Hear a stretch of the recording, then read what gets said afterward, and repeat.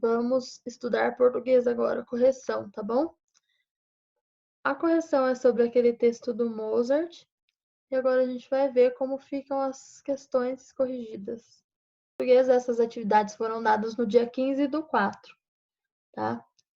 Então, há duas maneiras de se escrever uma história. Em primeira pessoa, quando o narrador conta a sua própria história, ou em terceira pessoa, quando o narrador conta a história de alguém. O narrador do texto Talento de Menino está em primeira ou terceira pessoa? Então, o texto Talento de Menino está escrito em terceira pessoa, contando sobre a vida de Mozart. Circule no trecho a seguir as palavras que podem confirmar a sua resposta. Então, para confirmar que estava em terceira pessoa mesmo. Já era raro vê-lo. Nanner. Mozart deixava e sua irmã, tá? Então, tudo isso demonstra que estava em terceira pessoa. Qual seria a intenção de um texto biográfico como Talento de Menino? Então, tinha várias opções, mas a correta era apresentar a história de vida de um dos maiores compositores do mundo. 3. O texto é parte de um livro chamado A Música Viva de Mozart. No trecho que você leu, é descrito o quê, então? Então, é descrita a infância do músico. Então, faça um X na infância. Seguindo a sequência cronológica, seguindo a sequência lógica, olha, já estava dando a dica, hein? Seguindo a sequência lógica, o que você acha que o restante do livro registrava? Então, as biografias costumam ser uma ordem cronológica dos fatos da vida de alguém. Então, se o texto que a gente leu, Talento de Menino, falava sobre a infância, então continuaria falando sobre a adolescência, sobre a maturidade, sobre a velhice, sobre as dimensões profissionais dele como músico e depois da sua morte, porque esse texto foi escrito bem depois da morte de Mozart, tá? Então já era um fato conhecido a morte dele. Então, continuando. Nesse trecho, que informações temos sobre o nascimento de Mozart? Então, tinha um textinho sobre o nascimento. Era noite de inverno do distante ano de 1756.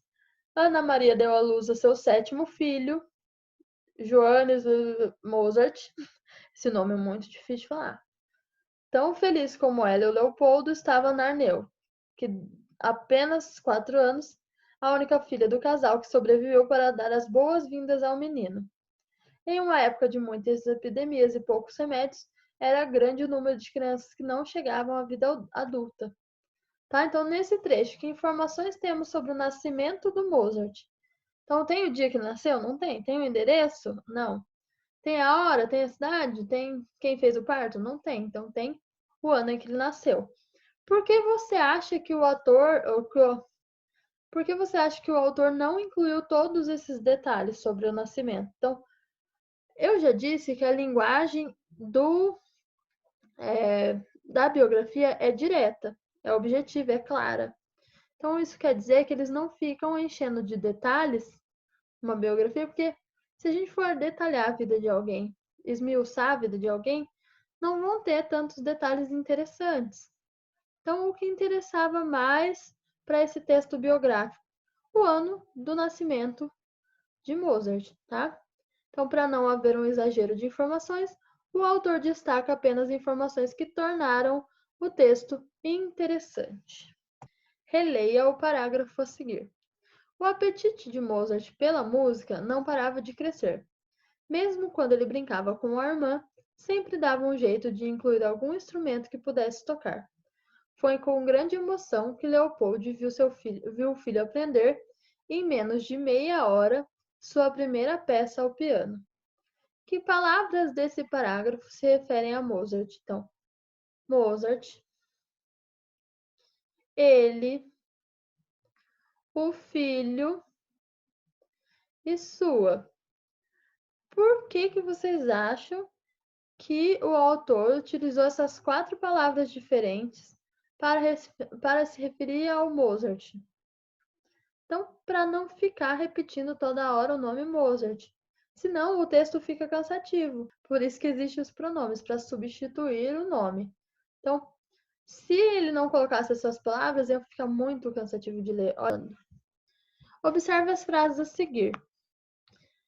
Ainda maior do que eles era a curiosidade com que exploravam incansáveis cada canto da casa.